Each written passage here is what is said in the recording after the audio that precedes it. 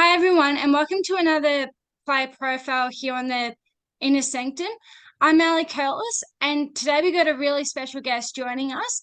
He's had an absolutely awesome college journey, and now here to just talk to us about his awesome journey is Kyrin Galloway. Kyrin, thank you so much for jumping on and having a chat. Yeah, no problem. Thank you for having me. No worries at all.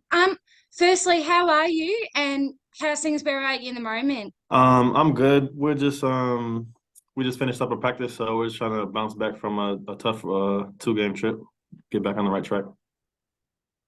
Yeah, it was a tough weekend, and I tell you what, I think the way that you guys have been playing at the moment, either way, it's been high intensity. So it must have been good just to have a hard training session. Yeah, I feel like we've really been trending in the right direction, and we just want to keep getting better every day. So I feel like we're headed in a good place. Oh no, I tell you what, and being down in Melbourne just to come down with come down and watch was super awesome. But obviously we're putting putting that all aside and focusing more on you.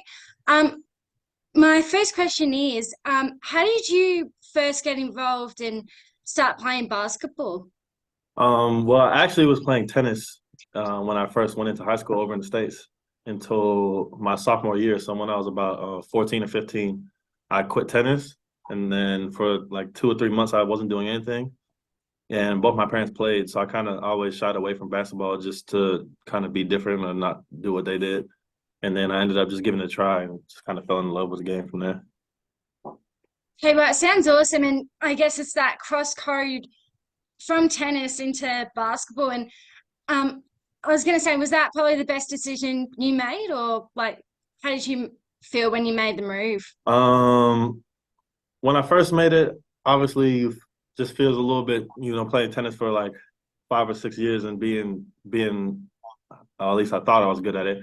And then going to basketball and starting all the way over and just being like not knowing anything and not being very good is it was tough for the beginning, but I just loved it so much I decided to just stick with it. Well, I tell you what, you've obviously been absolutely smashing it in obviously the basketball since you've made the move. Um, I wanted to ask you about your college journey as well, and I believe you played for, hopefully I say this right, but Greensboro or something like that. Yeah, Greensboro, University of North Carolina at Greensboro. Yep. How did you find the experience in playing with them? I think college is just a great experience to be able to come in and have no expectations or pressure as a freshman and just be ready to grow and have that development program set. Obviously, they have a plan in mind when you get there and be able to just grow into the player that you see yourself being and the coach staff and everybody around you believes that you can be. Awesome. And I guess with like what did you learn over that time that's helped you where you are now? Just being able to play in high pressure environments, being able to in late game situations, like you get all the like just basketball knowledge that you wouldn't get not being able to play those games or you know sitting sitting on a bench or something like that. Like going to college and being able to work into that starting role and kind of seeing that progression and knowing how to work your way into a lineup and get better, and then also being comfortable at the end of the games is also very important for all kind of players. And then being able to play in the NCAA tournament and stuff like that, like you're not getting much of a better environment, so you would never really feel. I don't want to say you will never feel pressured again, but you would be used to it and know what to expect. Um, I wanted to just talk about the I guess the NBL sort of side of things. So last season you got to play with the Breakers, and now having that opportunity to play with the 36ers, having more of that court time um, and that sort of opportunities as well. How grateful are you to have the chance to have that court time and having those minutes when your name gets called up as well? It's extremely rewarding to be able to because that's what you work for all the time. And so sometimes when you're sitting on the bench, you can get a little down because you're doing all the work and you're not really showing up in the results. So when you do finally get in, you just feel I think vindicated would be the right word, and you feel like all your efforts are being rewarded. And I guess having the likes to be coached by CJ, and I guess having to be able to play with so many awesome guys like DJ, Daniel Johnson and Mitch McCarron and Anthony Drimmy. Um, I guess in terms of like, I'll start with CJ and Daniel as well. What's it like to be being able to coach and I sorry, I'll rephrase that. Sorry. Um, what's it like to be coached by CJ? I guess, being coached by him. It's a little bit different from having a coach that, played the game at such a high level. Like he sees things in such a different way from other coaches that haven't played, and he's able to explain things in a really player-like way. So it's a great opportunity to be able to just absorb it in a way like it giving to me terms that I know what he's saying and he knows how to say what would understand. And sometimes I feel like if it's a coach that hasn't played, they kind of like don't know how to communicate that in the right way. And I guess with on the flip side with Daniel as well, with Daniel Johnson, and I guess him just passing his 400th game as well. I guess like learning off him, and since he's been in the league so long, I know there's obviously heaps of other guys that have been helping you out, but in terms of with DJ, what have you learned off him as well? That's um helped you be that teammate and being able to work from as a mentor, I guess. Just playing with him as well as watching him on the court is just with that much experience, just the way he sees the game and the reads he's able to make, it just opens up things that I never even considered, like just all the counters and all the little things. Like you think you've stopped him from doing something, but he has another thing to go to, and he's always just being able to react. I think that's the Tell biggest you thing what, that I've learned from him.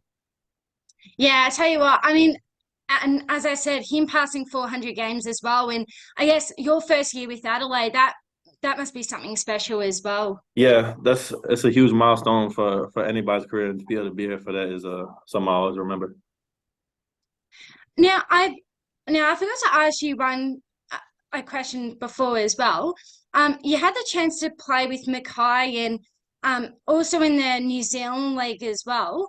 Right. How did you enjoy that experience? And I guess like during the off season before NBL, it's always good to have that run and still be able to play. What was it like to be able to play with those two clubs? It was just a great thing because obviously, as we are talking about the playing time, I wasn't getting very much in the NBL. So to be able to go in the offseason and finally be able to play and stretch my legs and stay in shape and ready to come into the preseason killing it, I think it's one of the best decisions I made. And I guess I think the one thing and I love following the NBL one as well, and saying this from coming from Melbourne as well, I think it's so good just to see not only the talent, but just how quick and I guess how exciting the games are to watch as well. Yeah, it's really high pace and exciting action. Well, at least it was in NBL One North where I was at. We had a lot of good athletes and a lot of NBL guys and talented guys that should be have able to earn an opportunity at this level, and a lot of them did this year. So it's good to see those guys around the league and to compete against them at that level. I was going to say, I just hope, obviously, the awesome talent that we saw throughout the NBL one, not only just the North, but the South, but all over.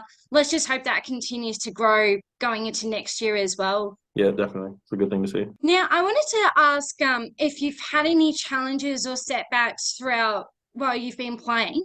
I get, whilst even if it's an injury or just even missing out on teams, have you ever had that kind of setback before? I would say the biggest one I had was an injury. I had an injury my senior year in college. About about halfway through the season, I missed about 6 to 8 weeks, and then even after I came back, it just never really came all the way how it was before. So I felt like I was always half a step slower and stuff like that. And it was actually, yeah, it was really tough to deal with, especially being my last season in college, just feeling like I'm not able to do what I wanted to do or how I wanted to go out. And then it also ended with COVID that year, so we didn't even get to finish the postseason. So that was a really tough year for me. But then just being able to pick back up and sign with New Zealand and that's just get that in my goal and just work back and just try to bounce back better than I was. Is the only thing that kept me going. Yeah, oh my goodness, yeah, it sounds tough being out. I guess any athlete, you hate being out for that long. So, no, good to see you bounce back and doing your thing as well.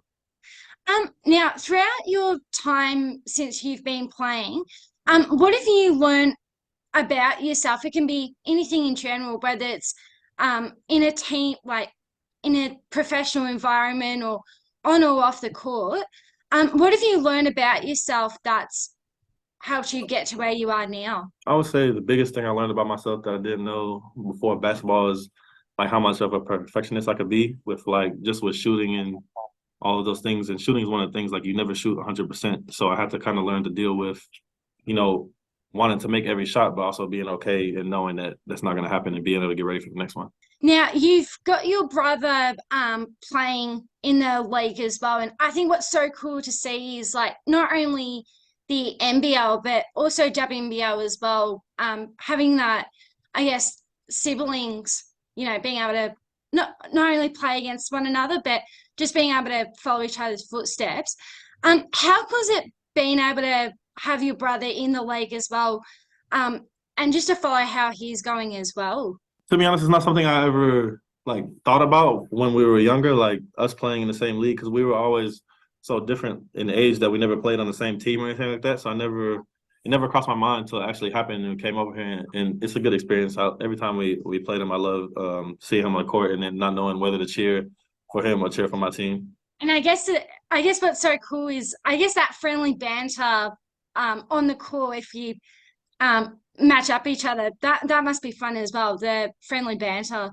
Yeah, it was not so fun last time we played him. He hit a three in my face and he let me know about it. So I'm gonna try and get him back next game.